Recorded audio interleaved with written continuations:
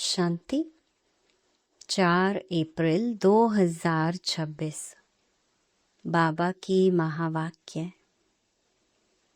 मीठे बच्चे, अल्फ और बे को याद करो तो रमणीक बन जाएंगे।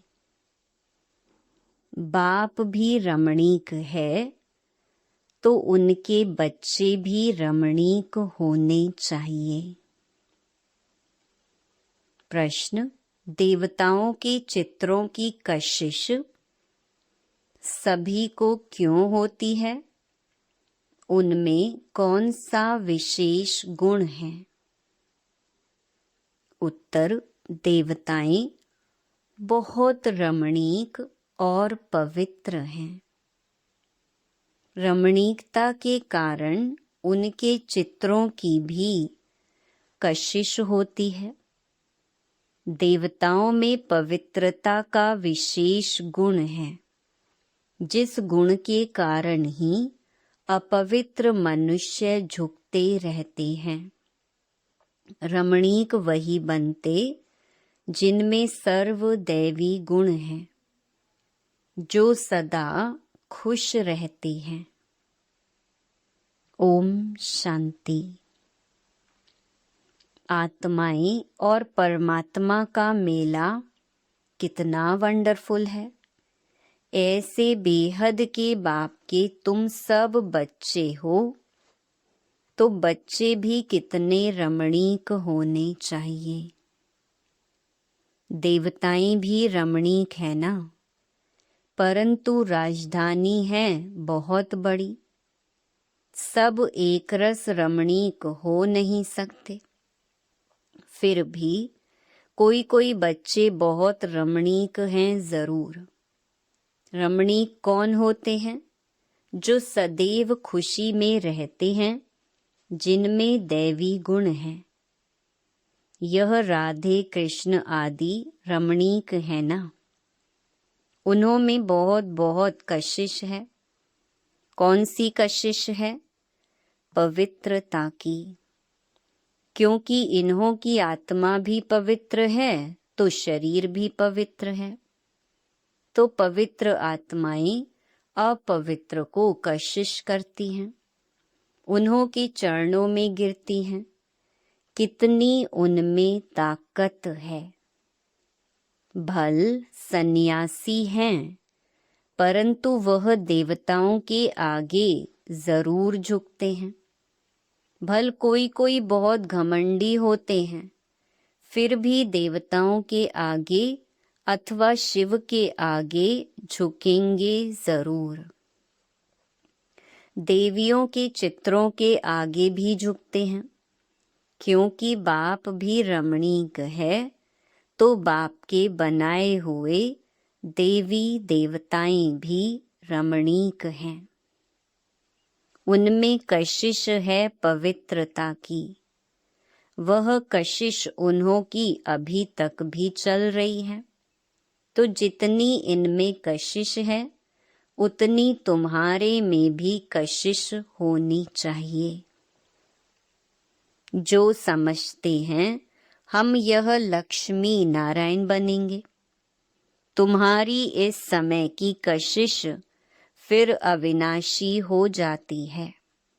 सबकी नहीं होती, नंबरवार तो है ना। भविष्य में जो ऊंच पद पाने वाले होंगे, उनमें यहाँ ही कशिश होगी, क्योंकि आत्मा पवित्र बन जाती है। तुम्हारे में जास्ती कशिश उनमें है जो खास याद की यात्रा में रहते हैं। यात्रा में पवित्रता जरूर रहती है। पवित्रता में ही कशिश है। पवित्रता की कशिश फिर पढ़ाई में भी कशिश ले आती है। यह तुमको अभी पता पड़ा है। तुम उनके लक्ष्मी नारायण के ऑक्यूपेशन को जानते हो। उन्होंने भी कितना बाप को याद किया होगा। यह जो उन्होंने इतनी राजाई पाई है, वह जरूर राजयोग से ही पाई है। इस समय तुम यह पद पाने के लिए आए हो। बाप बैठ तुमको राजयोग सिखाते हैं, यह तो पक्का निश्चय कर यहाँ आए हो ना। बाप भी वही है, पढ़ाने वाला भी वही है, साथ भी वही ले जाने वाला है। तो यह गुण सदैव रहने चाहिए। सदैव हर्षित मुख रहो। सदैव हर्षित तब रहेंगे जब बाप अल्फ की याद में रहेंगे। तब बे की भी याद रहेगी और इससे रमणीक भी बहुत होंगे। तुम बच्चे जानते हो, हम यहाँ रमणीक बन फिर भविष्य में ऐसा रमणीक बनेंगे।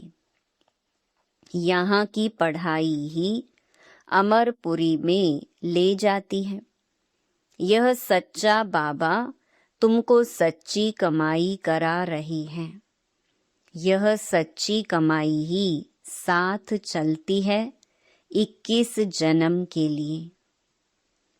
फिर भक्ति मार्ग में जो कमाई करते हो वह तो है ही अल्पकाल सुख के लिए। वह कोई सदैव साथ नहीं देती। तो इस पढ़ाई में बच्चों को बड़ा खबरदार रहना चाहिए। तुम हो साधारण, तुमको पढ़ाने वाला भी बिल्कुल साधारण रूप में है, तो पढ़ने वाले भी साधारण ही रहेंगे। नहीं तो लज्जा आएगी। हम ऊंचे कपड़े कैसे पहने? हमारे मम्मा बाबा कितने साधारण हैं, तो हम भी साधारण हैं।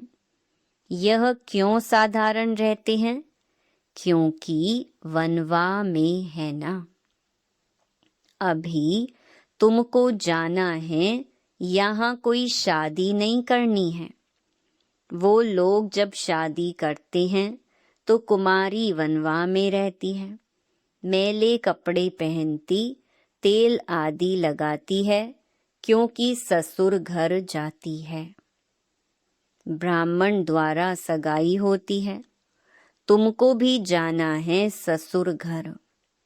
रावणपुरी से रामपुरी अथवा विष्णुपुरी में जाना है। तो यह वनवा का रिवाज इसीलिए रखा है कि कोई भी अभिमान देह का व कपड़ों आदि का ना आए।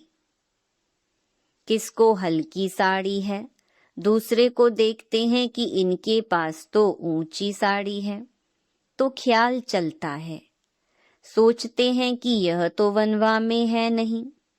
लेकिन तुम वनवा में ऐसे साधारण रहते हुए कोई को कितना ऊंचा ज्ञान दो, इतना नशा चढ़ा हुआ हो तो उसे भी तीर लग जाए। भल बर्तन मांजते रहो व कपड़ा साफ करते रहो। तुम्हारे सामने कोई आए तो तुम झट उनको अल्फ की याद दिलाओ। तुमको वह नशा चढ़ा हुआ हो और सादे कपड़ों में बैठ किसको नॉलेज देंगे तो वह भी वंडर खाएंगे। इनमें कितना ऊंच ज्ञान है। यह ज्ञान तो गीता का है और भगवान का दिया हुआ है। राजयोग तो गीता का ज्ञान ही है। तो ऐसा नशा चढ़ता है। जैसे बाबा अपना मिसाल बताते हैं। समझो हम बच्चों के साथ कोई खेल कर रहा हूँ। कोई जिज्ञासु सामने आ जाता है तो झट उनको बाप का परिचय देता हूँ। योग की ताकत योग बल होने के कारण वह भी वहाँ ही खड़ा हो जाएगा तो वंडर खाएगा कि यह इतना साधारण, इसमें इतनी ताकत। फिर वह कुछ भी बोल नहीं सकेगा। मुख से कोई बात निकलेगी नहीं। जैसे तुम वाणी से परे हो वैसे वह भी वाणी से परे हो जाएंगे। यह नशा अंदर में होना चाहिए। कोई भी भाई अथवा बहन आए तो उनको एकदम खड़ा करके विश्व का मालिक बनाने की मत दे सकते हैं। अंदर में इतना नशा होना चाहिए। अपनी लगन में खड़ा हो जाना चाहिए। बाबा सदैव कहते हैं, तुम्हारे पास ज्ञान तो है, परंतु योग का जौहर नहीं है। प्योरिटी और याद में रहने से ही जौहर आता है। याद की यात्रा से तुम पवित्र बनते हो, ताकत मिलती है। ज्ञान तो है धन की बात। जैसे स्कूल में पढ़कर एमए बीए आदि करते हैं तो इतना फिर पैसा मिलता है। यहाँ की दूसरी बात है, भारत का प्राचीन योग तो मशहूर है। यह है याद। बाप सर्वशक्तिमान है तो बच्चों को बाप से शक्ति मिलती है। बच्चों को अंदर में रहना चाहिए। हम आत्माएं बाबा की संतान हैं, परंतु बाबा जितने हम पवित्र नहीं हैं। अब बनना है। अभी है एम ऑब्जेक्ट। योग से ही तुम पवित्र बनते हो। जो अनन्य बच्चे हैं वह सारा दिन यही ख्यालात करते रहेंगे। कोई भी आए तो उनको हम रास्ता बताएं। तरस आना चाहिए, बेचारे अंधे हैं। अंधे को लाठी पकड़ा कर ले जाते हैं ना। यह सब अंधे हैं, ज्ञान चक्षु है नहीं। अभी तुम्हें ज्ञान का तीसरा नेत्र मिला है तो सब कुछ जान गए हो। सारी सृष्टि के आदि मध्य अंत को हम अभी जानते हैं। यह सब भक्ति मार्ग की बातें हैं। तुमको पहले भी पता था क्या कि hear no evil, see no evil. यह चित्र क्यों बना है? दुनिया में कोई भी इनका अर्थ नहीं समझते। तुम अभी जानते हो। जैसे बाप नॉलेजफुल है, तुम उनके बच्चे भी अब नॉलेजफुल बन रहे हो, नंबर वार पुरुषार्थ अनुसार। कोई कोई को तो बहुत नशा चढ़ता है। वाह, बाबा का बच्चा बनकर और बाबा से पूरा वर्षा नहीं लिया तो बच्चा बनकर ही क्या किया। रोज रात को अपना पोता मेल देखना है। बाबा व्यापारी है ना। व्यापारियों को पोता मेल निकालना सहज होता है। गवर्नमेंट सर्वेंट को पोता मेल निकालना नहीं आता है, ना वह सौदागर होते हैं। व्यापारी लोग अच्छा समझेंगे। तुम व्यापारी हो, तुम अपने नफे नुकसान को समझते हो। रोज खाता देखो, मुरादी संभालो। घाटा है व फायदा है। सौदागर होना गायन है ना। बाबा सौदागर रत्नागर है। अविनाशी ज्ञान रत्नों का सौदा देते हैं। यह भी तुम जानते हो, नंबरवार पुरुषार्थ अनुसार। सब कोई शुरूढ़ बुद्धि नहीं है। एक कान से सुनते हैं फिर दूसरे से निकल जाता है। झोली में छेद से निकल जाता है, झोली भरती नहीं है। बाप कहते हैं, धन दिए धन ना खुटे। अविनाशी ज्ञान रतन है ना। बाप है रूप बसंत। आत्मा तो है, उनमें ज्ञान है। तुम उनके बच्चे भी रूप बसंत हो। आत्मा में नॉलेज भरी जाती है, उनका रूप है। भल आत्मा छोटी है, रूप तो है ना। उनको जाना जाता है, परमात्मा को भी जाना जाता है। सोमनाथ की भक्ति करते हैं तो इतने छोटे स्टार की क्या पूजा करेंगे? पूजा के लिए कितने लिंग बनाते हैं। शिवलिंग छत जितना बड़ा बड़ा भी बनाते हैं। यूं तो है छोटा परंतु मर्तबा तो ऊंच है ना।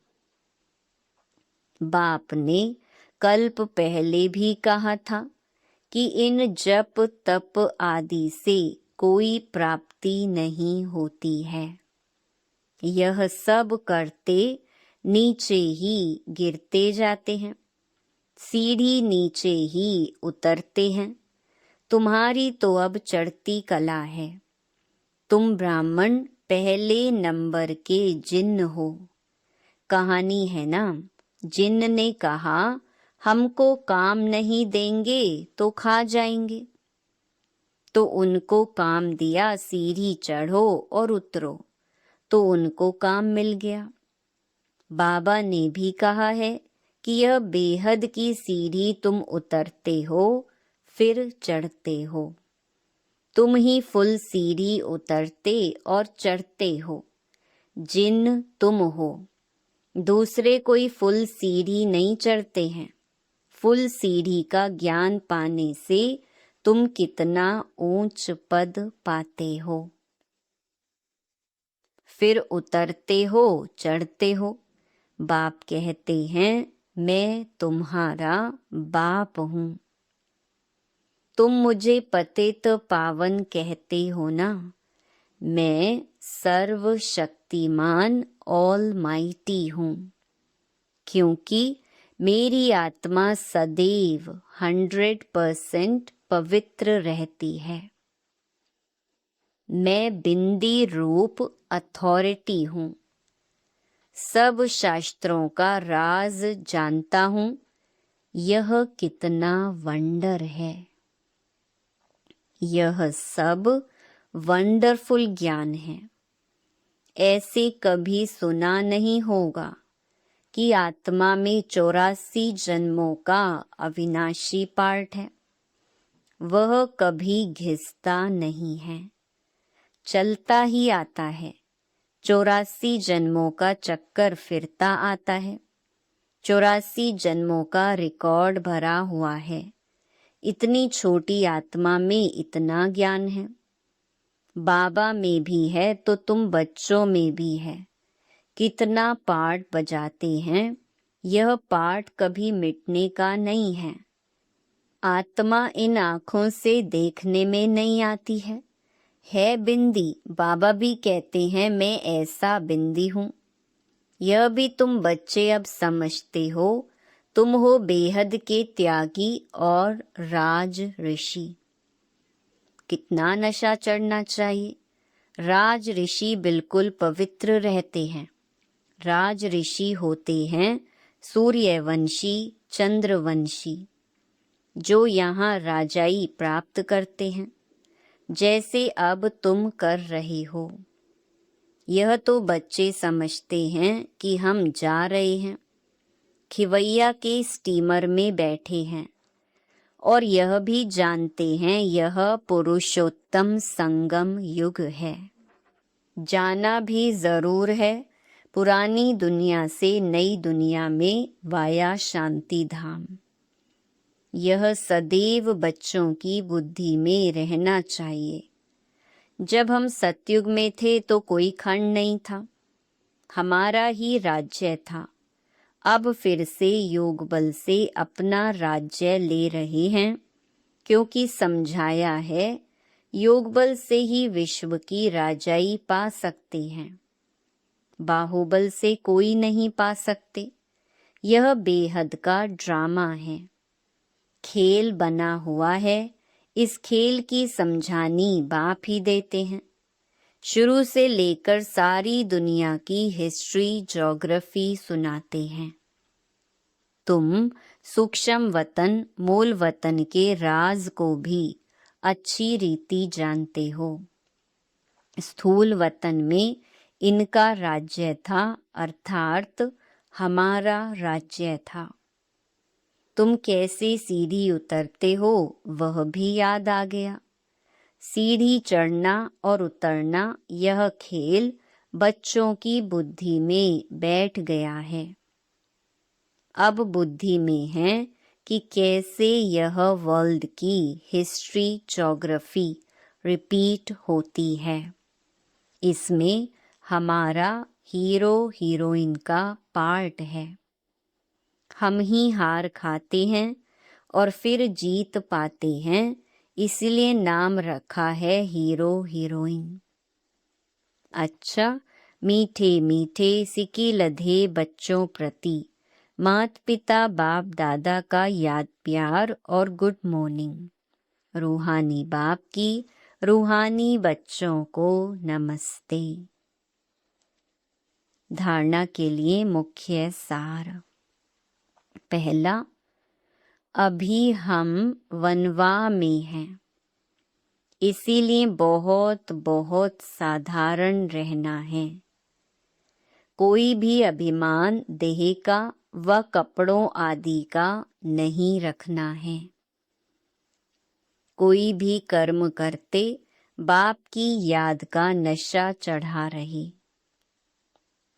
दूसरा, हम बेहद के त्यागी और राज ऋषि हैं, इसी नशे में रह पवित्र बनना है। ज्ञान धन से भरपूर बन दान करना है। सच्चा सच्चा सौदागर बन अपना पोता मेल रखना है। वरदान, स्वयं को सेवाधारी समझकर झुकने और सर्व को झुकाने वाले निमित्त और नम्र चित्त भव। निमित्त उसे कहा जाता जो अपने हर संकल्प व हर कर्म को बाप के आगे अर्पण कर देता है। निमित्त बनना अर्थात अर्पण होना, और नम्रचित्त वह है जो झुकता है। जितना संस्कारों में संकल्पों में झुकेंगे उतना विश्व आपके आगे झुकेगी। झुकना अर्थात झुकाना। यह संकल्प भी ना हो कि दूसरे भी हमारे आगे कुछ तो झुकें। जो सच्चे सेवाधारी होते हैं वह सदैव झुकते हैं, कभी अपना रौब नहीं दिखाते। स्लोगन, अब समस्या स्वरूप नहीं समाधान स्वरूप बनो। ये अव्यक्त इशारे महान बनने के लिए मधुरता और नम्रता का गुण धारण करो। आप महान आत्माओं का हर मनसा संकल्प हर आत्मा के प्रति मधुर हो, महान हो। जैसे बाप का स्वभाव सदा हर आत्मा के प्रति कल्याण व रहम की भावना का है, हर एक को ऊंचा उठाने का, मधुरता और निर्माणता का है। ऐसे अपना स्वभाव बनाओ। अगर तेज बोलने का, आवेश में आने का स्वभाव है तो यह भी ब्राह्मण जीवन में बहुत बड़ा विघ्न है। अब ऐसे स्वभाव का परिवर्तन करो। अच्छा, ओम शांति।